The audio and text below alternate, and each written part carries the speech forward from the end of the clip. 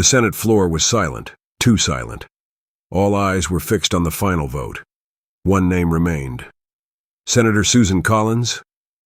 She hesitated, just for a second. Her hands trembled slightly, but her voice, steady. Aye. Gasps, audible gasps. Collins had just broken ranks, siding with Democrats on the most controversial immigration bill in a decade. The camera caught Mitch McConnell's stare. Ted Cruz muttered something under his breath, but Collins didn't flinch. She looked forward, face unreadable, heart pounding like war drums. She hadn't slept the night before. Not after reading the letter, a handwritten plea from a mother in Maine, whose 10-year-old son died in a detention facility in Texas. You said you cared, the mother had written. Please act like it. And in that moment, Collins did. Not for party, not for power, but for people. Backstage, reporters scrambled. Fox News went to commercial early. Twitter lit up, and in Mar-a-Lago, Donald Trump threw his phone across the room. Something had just snapped. And no one, not even Collins, was ready for what came next. 3 hours later, Collins sat alone in her office. Her phone buzzed. Mar-a-Lago. She didn't want to answer, but she did. You just made the biggest mistake of your life, Trump snapped. You betrayed me. You betrayed the movement. She didn't speak. She didn't cry. She just listened. Don't expect support in 2026. You're finished. He hung up. Her hand shook slightly as she placed the phone down. Outside her window, D.C. buzzed with reaction. Cameras were parked. Commentators screamed. Inside her chest, a storm. She knew this would cost her everything: donor support, party endorsements, maybe even re-election. But something deeper had changed in her, a quiet fire. She remembered the little boy's name from the letter. Mateo, 10 years old, a life reduced to a footnote in border policy debates. That night, she skipped the press. She walked alone through Capitol grounds, shoes clicking on the marble. Reporters shouted, lights flashed, but she said nothing. And across the country, the video of her vote, just that one word, I, was already going viral. Millions were watching. But the man who watched it 27 times in a row, Donald Trump. And he wasn't done. The clip hit 30 million views in 24 hours. Susan Collins betrays Trump. GOP falling apart. She just ended her career, or saved it. TikTok remixes, YouTube explainers. A slowed-down version of her voice saying I became a protest anthem. Teenagers made fan edits. Veterans wrote open letters of support. But then came Trump's video. Leaked from a donor event in Palm Beach, it showed the former president pacing furiously, finger-wagging. She's not a Republican, she's a backstabber, he yelled. Mark my words, she'll regret this, so will Maine. The clip spread like wildfire. Cable news played it on repeat. Supporters threatened boycotts. Trump's loyal base turned vicious. And yet, something else happened. A single mother in Arizona posted a tearful video. I don't know Senator Collins, but what she did. That took courage. My son's safe tonight because of that bill. It got 1 million shares. Susan saw it in her office, alone again, eyes glassy. She whispered. His name was Mateo. And then, she picked up a pen and started writing something. Not a speech, a letter. To someone she hadn't heard from in over 12 years. Someone she lost. Someone who would soon become the heart of this entire storm. It had been 12 years since Susan Collins last wrote to her estranged daughter, Abby. 12 years of silence. 12 years since that stormy night when politics came between blood. Abby had stormed out after a fight about a border vote. She was just 19 then, fiery, idealistic, raw. You care more about your donors than you do about children in cages, Collins had shouted back. You don't understand the weight of this job. They never spoke again. But tonight, Collins wrote, I don't know if you'll ever read this, but I wanted you to know. I remembered Mateo's name. And I remembered yours. Her pen trembled. She sealed the letter and left it on her desk. She couldn't mail it yet. Not until she knew who she truly was. Because outside, the storm was getting louder. Protesters lined her street. News anchors called her the GOP's Judas. Trump's base demanded her resignation. But in that silence between herself and the paper, she found something she hadn't felt in years: clarity. She knew why she said "I," but the world still didn't, and Trump was about to make sure they never would. A leak hit Fox News at midnight. Private emails from Susan Collins' office. Some real, some doctored. Headlines exploded. Collins coordinated with Democrats for months. Collins secretly praised Biden's immigration team. None of it was true, but truth didn't matter anymore. Trump's inner circle denied involvement, but aides close to the situation whispered it was a strategic takedown.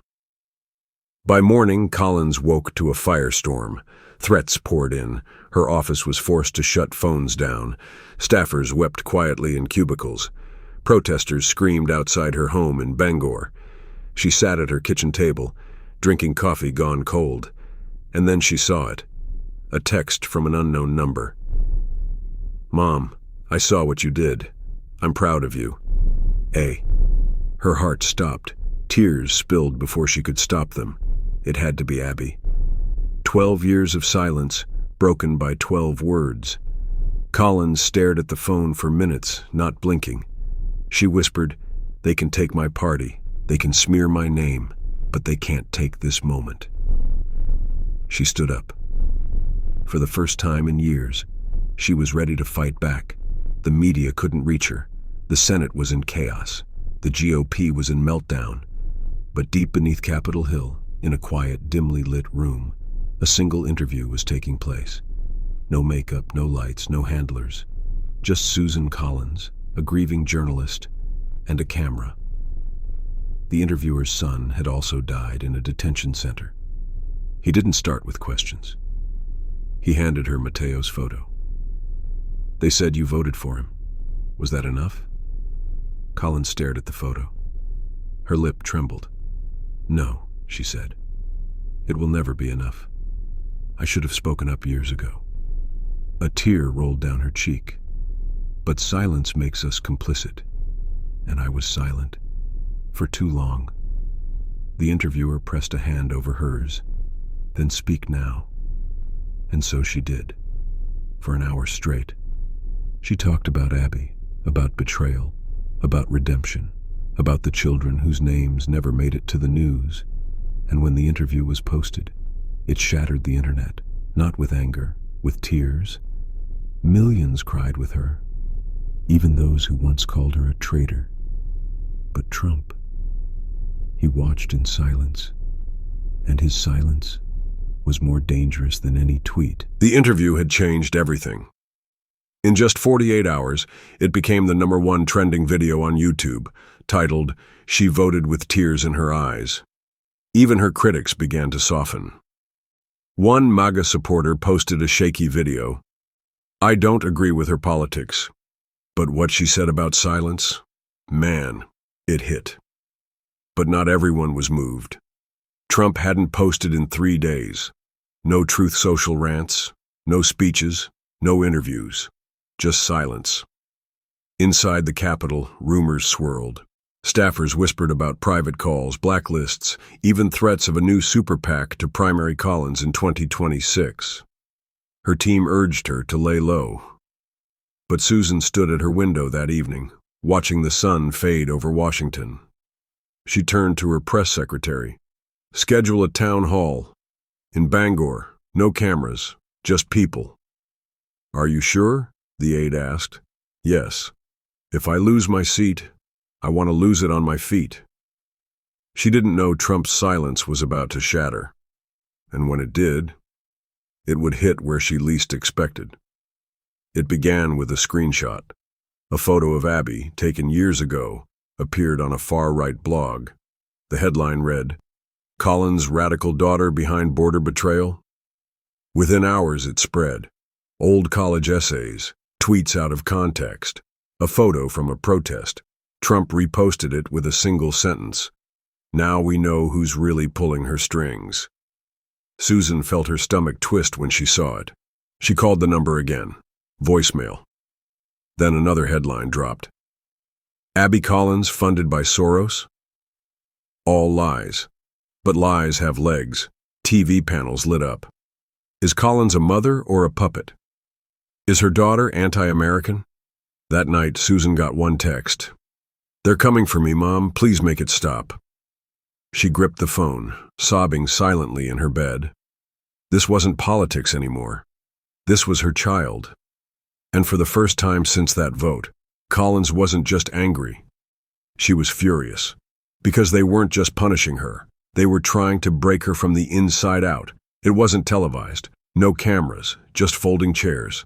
And the people of Bangor, farmers, nurses, retired vets, college kids, even a former ICE agent. They all came.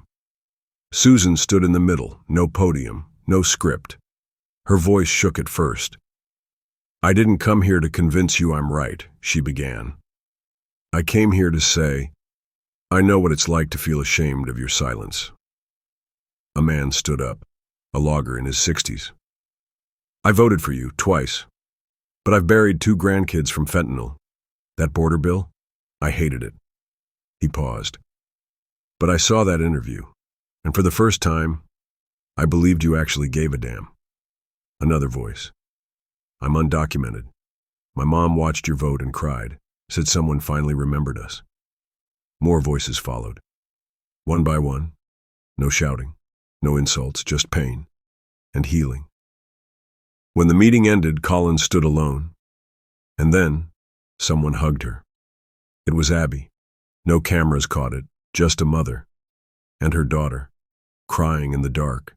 Abby held her mother like a child who had waited 12 years. No words, just tears. 12 years of silence dissolved in that single embrace. I didn't think you'd ever stand up like that, Abby whispered. Susan couldn't speak. Her voice cracked. I didn't think you'd ever forgive me. I haven't, Abby said softly, but I saw you try. The town hall had ended, but 2 women stayed behind, one rebuilding her public life, the other rebuilding trust. They walked through the empty parking lot, hand in hand. Collins asked the question she feared most. Are they threatening you? Abby nodded. They posted my address. I sleep with the lights on. Susan clenched her fists. Then I'll make them stop. The next day she walked into the Senate chamber, not to vote, but to speak. This isn't about red or blue, she said. It's about how far we've fallen, when our children are hunted for our choices. C-SPAN broadcasted it. CNN picked it up. Even Fox couldn't ignore it. And deep in Mar-a-Lago, Trump seethed, because she wasn't just defying him now, she was winning hearts. That night, an envelope arrived at Collins' home. No return address, no stamp, just one word on the front, traitor. Inside was a printed screenshot, a tweet from Trump's loyal packy. Susan Collins will pay in 2026, Maine will remember. Primary her. But that wasn't the part that froze her blood. At the bottom was a blurry photo of Abby entering her apartment. Underneath it, watch your daughter. She's the price of betrayal. Collins fell into a chair. Her body went numb. Abby rushed over as soon as she was called. We have to go to the FBI, she said. Now. But Collins hesitated. If I go public, they'll double down. They want fear. They feed on it. Abby looked her in the eyes, then stopped feeding them. Susan nodded slowly. The next morning, Collins walked into a press briefing and held up the letter, hands trembling. This is what silence breeds. And without warning, she read the entire threat out loud. On national television. Gasps, outrage. Hashtags flooded social media. But not everyone was applauding. Behind closed doors, Trump made a call. And what he ordered next would shake her to her knees. The phone rang just before midnight. Susan was still in her office, surrounded by crumpled papers and a half-finished speech. She answered. "You think you're brave?" the voice hissed. "You think this makes you a hero?" It wasn't Trump. It was someone worse. An ex-staffer, now deep inside Trump's orbit.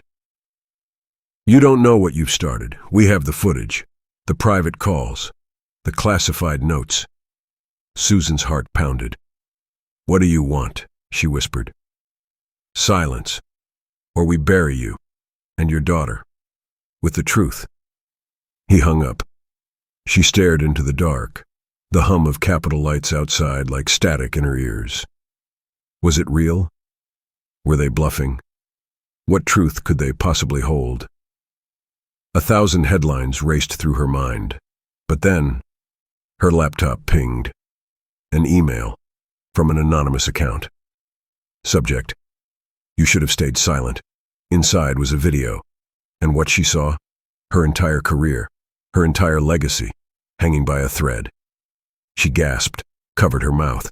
The screen blurred through tears. Tomorrow, the world would know, and everything was about to change. The email played like a nightmare, a grainy video from a closed-door Senate session years ago. Collins was there, younger, surrounded by Republican strategists. They discussed a border compromise she had helped block. "We give them just enough hope to make it seem fair," someone said off camera. "Then we tighten the screws." And Collins? She didn't argue. She just nodded. There was no context, no nuance. But it didn't matter. If this leaked, the internet wouldn't care about truth. It would erase everything, her vote, her speech, her redemption. She would be the monster again. She closed the laptop and stared blankly. Abby entered moments later and froze. "What did they send?" Collins handed her the laptop in silence.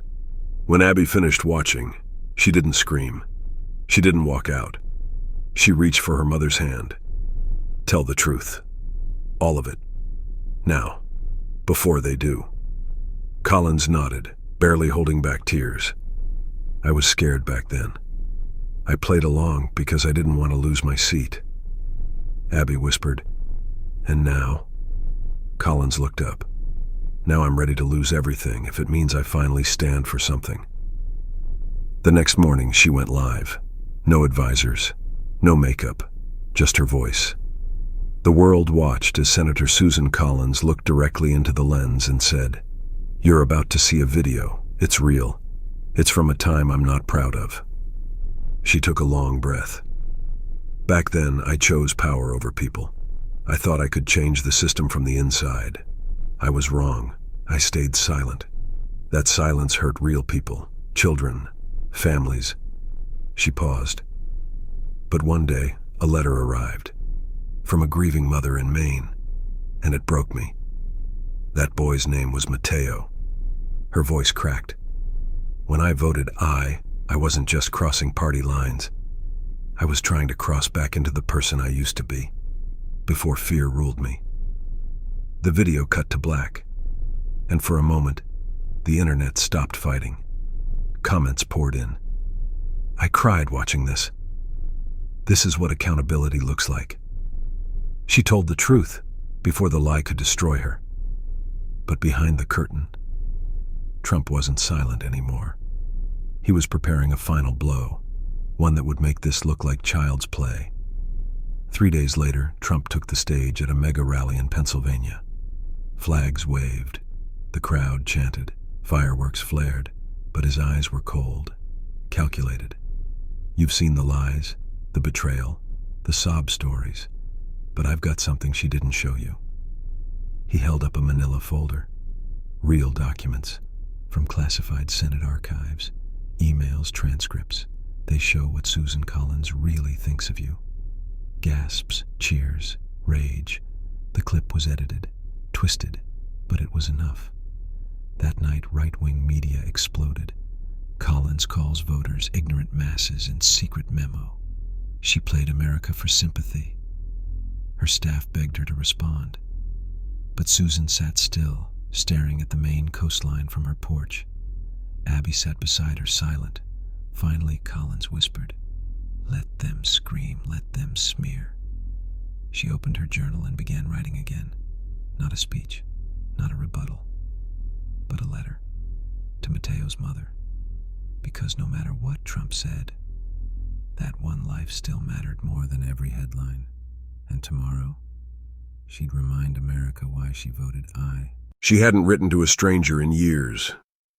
But today, Susan Collins sat quietly in her office, surrounded by darkness, holding a pen with hands that no longer trembled. She wrote slowly, "Dear Mrs. Morales, I don't know how to ask forgiveness for a vote I didn't cast, but I'm trying to live differently now because of Mateo. His name, his story, and your letter broke something in me that needed to break." She paused. "I used to believe bipartisanship was enough, that small wins meant something. But silence around injustice isn't diplomacy, it's complicity. When I said I wasn't just voting for a bill. I was voting for your son, for a chance at redemption, for my daughter Abby, who reminded me what real courage looks like." She signed it, folded it. "In memory of Mateo Morales. May we never forget the cost of political comfort." She didn't know if the letter would reach her, but she mailed it anyway, because truth sent quietly still echoes loudest when the world stops shouting long enough to hear. The Senate Ethics Committee launched a formal probe. Trump's team demanded Susan Collins be censured, stripped of committees, disgraced. She was summoned to testify publicly. The room was tense. Fox cameras rolled. The crowd jeered. One by one, senators fired questions. Did you leak classified documents? Did you betray your oath? Did you really call voters ignorant? Collins took it all, calm, composed. Then she stood. "No, I didn't leak anything, but I did betray something. I betrayed who I promised to be when I first stepped into this chamber 26 years ago." Silence. "I let fear shape my choices. I let power become my compass, until a child named Mateo reminded me what this job is supposed to be." Her voice broke. "You can strip my titles, cancel my endorsements, call me a traitor. But if I die knowing I saved even one child from a cage, from a grave, then I didn't lose. I found myself." The room was stunned. Even her loudest critics sat in silence. And outside the Capitol, hundreds stood holding candles for Mateo. The Ethics Committee delayed its ruling, but the world had already decided. Susan Collins's town hall clip reached 70 million views. Abby started a foundation in Mateo's name.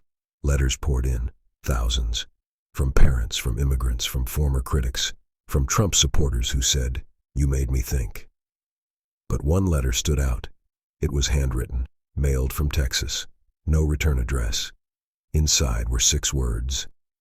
"You kept my son alive. Gracias." Susan wept reading it. She would never know who wrote it. But that didn't matter, because she had learned something greater than politics. One choice can outlive a career. One vote can redeem a lifetime. And one voice, if brave enough, can shatter even the loudest lies. If this story moved you, like this video so more people see it. Subscribe to stand for truth, not noise. Comment with one word. Mateo, to honor the lives that politics forgets. You matter, your voice matters. And somewhere, someone needs to hear it. Thank you for watching.